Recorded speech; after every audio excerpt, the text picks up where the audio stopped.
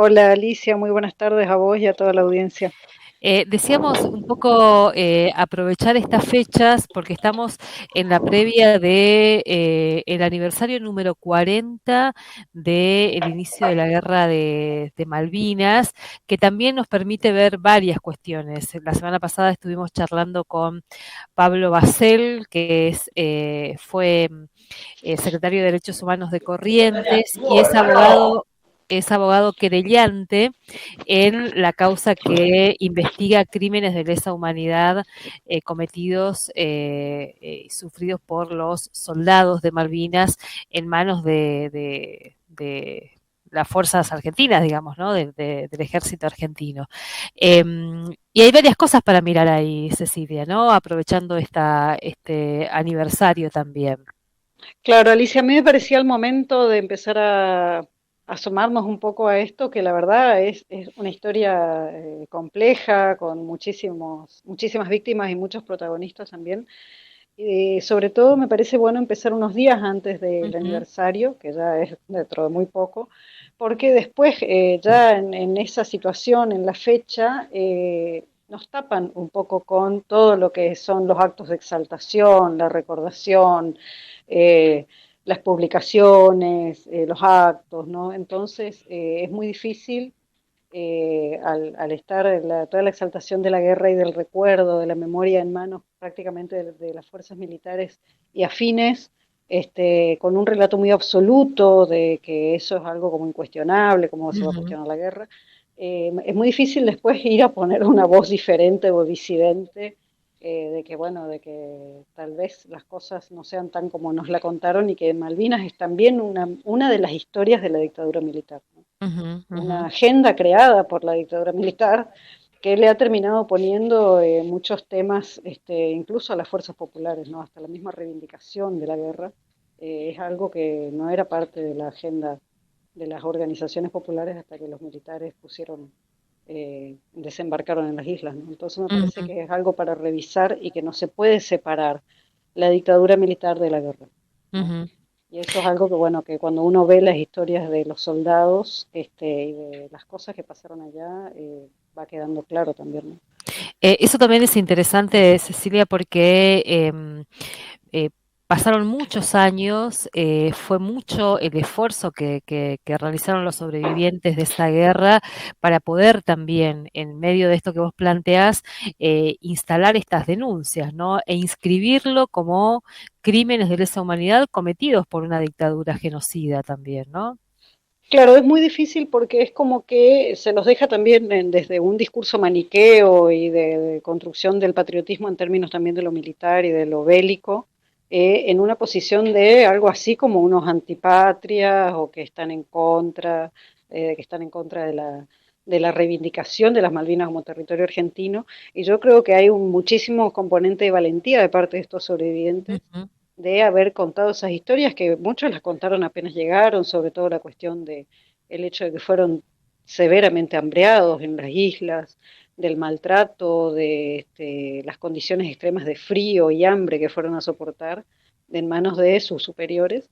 Pero bueno, después de muchos años, la verdad que uno piensa la cantidad de tiempo que tuvo que pasar para que eso se pueda articular en una denuncia, ujú. llegar a la denuncia y que después la justicia les haga lo que les está haciendo, donde todos los mecanismos con los cuales se está dilatando la causa, el juicio por los delitos de lesa humanidad cometidos contra los soldados en Malvinas, son los mismos mecanismos dilatorios que las instituciones fueron usando para salvar las responsabilidades del genocidio, Ujú, ¿no? Y ahora estamos hablando de una causa que ya tiene 15 años y que ujú. está ahí esperando alguna resolución para seguir adelante y que se pueda llegar a un juicio oral, ¿no? Además, un poco el derrotero de esta denuncia, primero a ver qué juzgado era competente, después también todas, obviamente, las instancias defensivas de los militares que fueron denunciados, hasta llegar a la corte, por segunda vez en este caso. Si te parece, Cecilia, vamos a compartir un fragmentito. Decíamos que la semana pasada estuvimos hablando con Pablo Basel, pero en este caso vamos a sumar a alguien que ha sido también muy importante, desde una organización que ha sido muy importante a la hora de impulsar esta causa. Estamos hablando de Ernesto Alonso, que es secretario de Derechos Humanos de CECIN La Plata. Lo escuchamos y después vamos a recordar un poco qué es CECIN La Plata también para quienes nos están escuchando.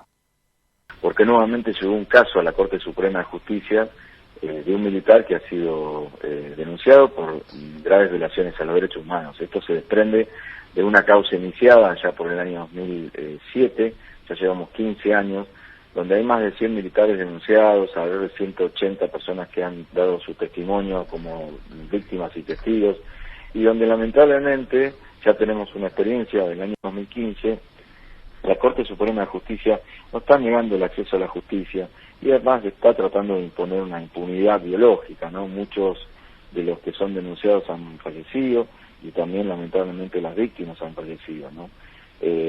Nos enfrentamos a un poder judicial que alejado de resguardar, digamos, y no ponerse en el lugar, en estos casos de denuncias que entendemos que se trata de graves violaciones a los derechos humanos y alejados también de todo el andamiaje en el cual la República Argentina ha adherido a la comunidad internacional con normas internacionales de promoción y protección de los derechos humanos y más que nada cuando se tratan de torturas realizadas por funcionarios del Estado. Estamos hablando de hechos ocurridos durante la guerra de 1982, en el contexto de la dictadura militar, donde además las Fuerzas Armadas llevaron el terrorismo de Estado a Malvinas. Y como siempre decimos, lamentablemente este año se van a cumplir 40 años de la guerra de Malvinas, pero también tenemos 40 años de impunidad, ¿no? Donde hay víctimas que reclaman justicia y donde le estamos solicitando a la cabeza del Poder Judicial de la Nación que arbitre los mecanismos necesarios para que tengamos la posibilidad de llegar a un juicio oral que dirima si esto es condenable o no. Cecilia, ahí escuchábamos, Cecilia, y a nuestros oyentes también compartíamos las declaraciones de Ernesto Alonso, que es secretario de Derechos Humanos del Centro de Excombatientes de las Islas Malvinas de La Plata, desde donde también se impulsaron muchas de las denuncias y de las investigaciones y de lo que fuimos conociendo después. Esto que decía Cecilia, llevaron el terrorismo de Estado a Malvinas, es muy, muy gráfico eso, ¿no? Claro, yo creo que es totalmente acertada esa definición. Esa entrevista de Alonso, la verdad es que no tiene desperdicio, es una entrevista que nosotros tomamos de otro medio, de un medio amigo que es Canal Abierto. Sí. Esa definición yo creo que es tal cual y también está un poco en el origen de por qué existe esa organización en La Plata, que es un centro de excombatientes que nuclea solamente a soldados, ¿no? Estas asociaciones de veteranos y excombatientes existen en todo el país, muchísimas. Corrientes, por ejemplo, que es una provincia que mandó muchísimos soldados a la guerra, hay una buena cantidad, pero en general comparten estos espacios soldados, oficiales y suboficiales. Entonces los soldados vuelven a estar dentro de las agrupaciones, otra vez subordinados a esos superiores que en muchos casos son los que les han maltratado, les han negado la comida y en casos extremos los han torturado, ¿no? Esta organización apenas se constituyó, ya lo hizo con ese criterio de que era una agrupación de soldados, solamente con criptos, lo cual también dentro de ese universo de los combatientes genera cuestionamientos. Hay, sobre todo los oficiales dicen que en Malvinas las balas picaban para todos y que no hay por qué establecer esas diferencias, pero en el terreno, en el combate y a la hora de obedecer las órdenes, esas diferencias estaban y siguen estando, ¿no? Porque estas políticas de impunidad claramente han venido a salvar las responsabilidades de quienes tenían mando, ¿no? Y que además pertenecían a las fuerzas. Cuando ellos vuelven de la guerra, los que pertenecían a las fuerzas vienen con su sueldo asegurado, con su cargo asegurado, con su obra social asegurada, y esa no fue la situación de los conscriptos que quedaron muchas veces en la calle pidiendo migajas o pidiendo algún tipo de cobertura, bueno, en muchos casos empujado al suicidio, ¿no? O sea, como que hay muchas cosas que hacen una diferencia objetiva de situaciones, ¿no? Y yo creo que es muy lúcida esta indicación de que estas Fuerzas Armadas que fueron a la guerra eran la misma Fuerza Armada que Ujú. venían de hacer el terrorismo de Estado, o sea que lo llevaron a Malvinas. Cecilia, y nos hablaba Pablo Basel de que de todos los testimonios que fueron recogiendo, hay 170 aproximadamente son los denunciantes. Em, ese universo, ¿son todos conscriptos, es decir, son todos civiles, o había alguien integrante de la fuerza que también se haya animado a denunciar estas violaciones a los derechos humanos? Creería que son todos soldados. La verdad que yo no Ujú, tengo esa precisión, pero escuché el caso de un cabo que fue estaqueado como marginalmente alguien que ujú. pertenecía a la fuerza, igualmente en un rango muy bajo. Pero hay que recordar otra cosa, Alicia, los militares siempre pertenecen a la estructura militar y denunciar a sus superiores no es una tarea Ujú, muy fácil, salvo un caso así como marginal y que haya pedido la baja, si la persona sigue dentro de la fuerza, incluso como retirado, sigue sujeto a las normas y a las jerarquías de esta fuerza que son totalmente verticales, ¿no? Entonces, en general son soldados. Además ujú. de que el enseñamiento fue hacia los soldados. Eso también hay que tenerlo claro, ¿no? A los civiles, diríamos, ¿no? Claro, claro, porque Ujú, eran chicos que acababan de hacer el servicio militar en algunos casos, otros que lo estaban haciendo. La clase que fue mayormente reclutada para ir a Malvinas era la clase 62. Estamos hablando de chicos que tenían entre 19 y 20 años en ese momento, ujú, que habían pasado por algún periodo de la conscripción y bueno, fueron llevados. Además de ujú, reservistas muy jóvenes que por ahí eran guardiamarinas o egresados de algún liceo militar, digamos, por eso mayoritariamente se llevan a esta cantidad de niños muy jóvenes, y se calcula que por cada oficial o suboficial en Malvinas había 10 soldados, o sea que la ujú. fuerza mayoritaria que va a Malvinas son los soldados.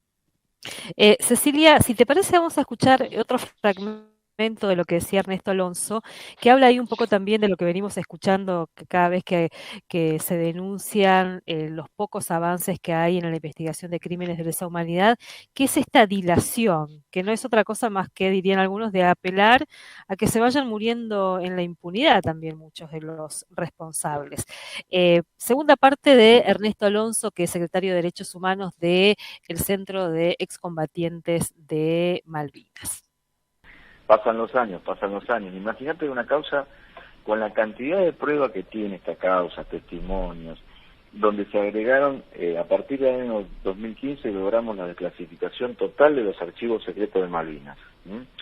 Que ahí aparecen los documentos oficiales de las Fuerzas Armadas que constatan estos hechos. Nos vamos a encontrar con un acta eh, firmada, una acta de declaración, que nos hacen firmar y llenar cuando volvimos de Malvinas, de un soldado con mucha valentía denunciando ese hecho, y ese mismo soldado después ratificándolo a partir del 2007 en la causa judicial.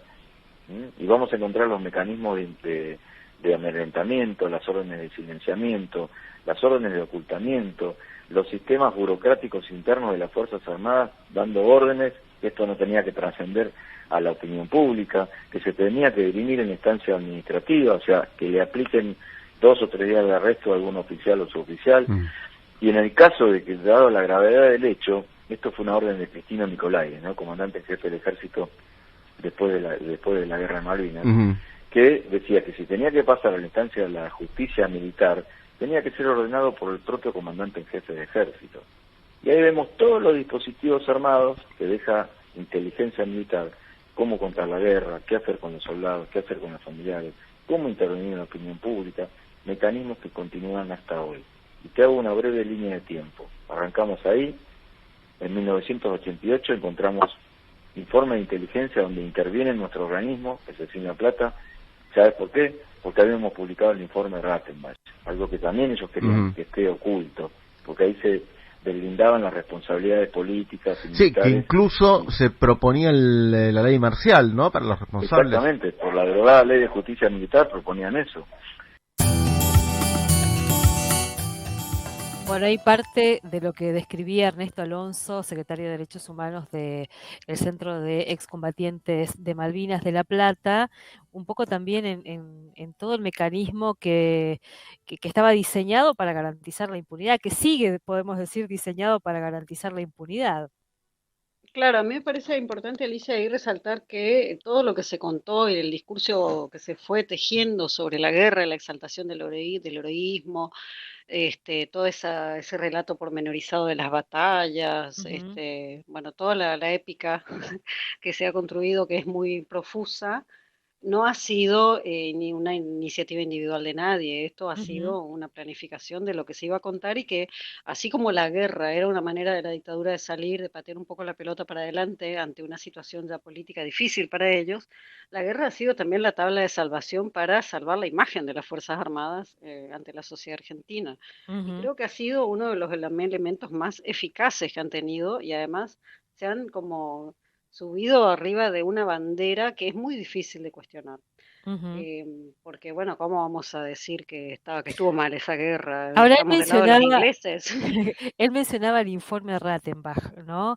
Que también los intentos que ha habido para ocultar, y silenciar lo que ya en ese informe, se describía, ¿no? Y además como se sentenciaba, a los responsables. Claro, hay que tener en cuenta que en ese momento existía ese Código de Justicia Ujú, Militar. Ellos, bueno, piden un informe a Benjamín Rattenbach, que en ese momento era el oficial más antiguo que tenía las ujú, Fuerzas Armadas, una persona que tenía su prestigio.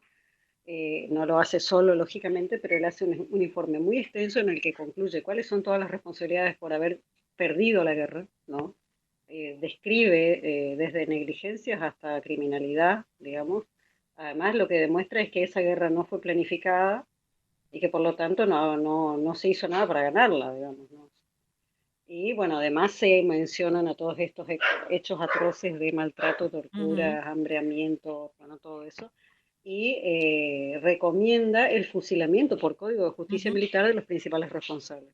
Entonces, como esto se da a conocer en los últimos meses de 1983, cuando todavía el gobierno militar estaba en la Casa Rosada, ellos ordenan ocultar ese informe, ¿no? ujú, Y hacen todo un plan de salida y, entre otras cosas, bueno, no solamente no permiten que este informe se conozca, sino que además, en consonancia con la política de borrar las huellas de las barbaridades que habían hecho, ya habían mandado a ocultar muchísima o a destruir información vinculada a la represión y bueno, con esto lo que hacen es ocultarlo, no lo destruyen, pero lo ocultan y ujú, hacen diseñan todo un plan de cómo van a presentar la guerra de ahí en adelante, ¿no? Después, por ejemplo, a mí siempre me llamó mucho la atención cómo se habla de desmalvinización de la ujú, sociedad. Yo la verdad creo que la cuestión de la desmalvinización se trató de la manera en que se trató a los que regresaron de la guerra. Pero el pueblo argentino nunca se olvidó de la causa Malvinas y nunca trató mal o con indiferencia a esas personas. En todo caso, ujú, el problema fueron las políticas oficiales que hubo para con ellos, ¿no? Eso fue el maltrato real que ellos recibieron después de la guerra. ujú. Ahora, Eh, estos sectores militares hablan de desmalvinización como diciendo, ay, no nos valoran, nos tratan mal, nos cuestionan, y bueno, porque también ellos tienen una intención de con la guerra borrar la memoria del terrorismo de Estado. Y la reivindicación de la guerra, ellos la han convertido en la reivindicación del terrorismo de Estado. ujú, ujú. Eh, Plantearlo así también es muy interesante inclusive para poder contar y para poder hablar de estos temas en estas fechas, cuando del otro lado hay ex soldados o excombatientes, que en muchos casos cuando hablamos de Malvinas nos interpelan también, ¿no? Nos interpelan desde cómo lo tratamos, hasta desde decirnos, bueno, solamente se acuerdan de nosotros y en estas fechas. No es masivo el acompañamiento cuando estamos reclamando, por ejemplo, eh, la asistencia. Hay muchos ex soldados que siguen sobreviviendo en condiciones de indigencia o muriéndose en condiciones de indigencia pidiendo asistencia a gobiernos provinciales, por ejemplo, ¿no? Claro, estuvieron la semana pasada en la plaza, Ujú, justamente. Yo comentaba ahí con una periodista con la que me encontré que cómo puede ser que se sigan dando estas situaciones y eso también tiene que ver con cuestiones, con manejos poco claros de las Fuerzas Armadas, ¿no? Todas las personas que fueron movilizadas al escenario de guerra en función de, además del conflicto bélico, son combatientes, son excombatientes. ujú, El tema es que justamente ahí hay una cuestión hasta de disputa de fondos por manejos poco claros de las Fuerzas Armadas, a la hora de dar las listas de quienes habían sido movilizados, ellos dieron las listas de las personas que fueron hasta las islas, pero no de las personas que estaban en el escenario bélico, que incluye toda la costa sur de Argentina, que era parte del escenario de la guerra, sobre todo Ujú, porque como en Malvinas no se llegaron a instalar bases aéreas argentinas, sino que los aviones argentinos despegaban de continente. ujú, Todos esos vuelos que tanto se glorifican de la Fuerza Aérea, que le causaron muchísimo daño objetivamente a las fuerzas británicas, eh, porque bombardeaban desde muy baja altura y todo eso, salían desde el continente. Entonces las personas que trabajaban y hicieron posible esos vuelos, desde el que cargaba las municiones al avión, que siempre fue un soldado, hasta el que cocinaba en ese regimiento, todos esos son combatientes. ujú, Luego, por manejos de las Fuerzas Armadas que no pasaron esas listas, se incluyó en la lista de combatientes solamente a los que estuvieron en las islas, en las Georgias y en las Malvinas, ¿no? Entonces, hay un montón de gente que quedó fuera de ese reconocimiento. Y que una de las cosas que estuvieron reclamando todos estos años es que se los reconozca como excombatientes, lo cual parece ridículo, pero no lo han conseguido. Entonces, tenés personas que perciben la pensión nacional de ujú, excombatientes que está estipulada en una categoría de la escala salarial de los empleados públicos nacionales ujú, bastante aceptable, con obra social. Tenés excombatientes que perciben pensiones o algún tipo de reparación o de ayuda en las provincias, que ahí hay situaciones variables. Y acá en la provincia de Misiones me decían que era, no sé, 15.000 pesos, por ejemplo. ujú, ujú. Una ayuda que uno no sabe ni para qué se la dan realmente, porque 15.000 pesos, no sé, es una burla, ¿no? Y Sí, gente totalmente. además que no implica cobertura social ni de salud, gente que ha quedado con problemas severos, digamos, y que además han sufrido los avatares de la guerra, aunque no hayan estado en las islas. Ujú, O sea, hay muchas cosas que son deudas, pero yo insisto en que es difícil determinar cuáles son las deudas de la sociedad, pero sí es muy claro cuáles son las deudas del Estado ujú. con estos excombatientes. Seguramente vamos a volver a hablar de este tema, pero me parece más que interesante, Ceci, poder recuperar parte de lo que estuvimos conversando un poco, ya también la semana pasada con Pablo Basel, que ha estado en muchas oportunidades en la provincia, porque el papel de Corrientes fue muy importante en ese proceso también de recolección de testimonios y de impulsar la causa para que lleguemos a esta instancia, que si bien todavía falta que se pronuncie la Corte, pero ha sido un camino en el que los correntinos han hecho un aporte muy importante.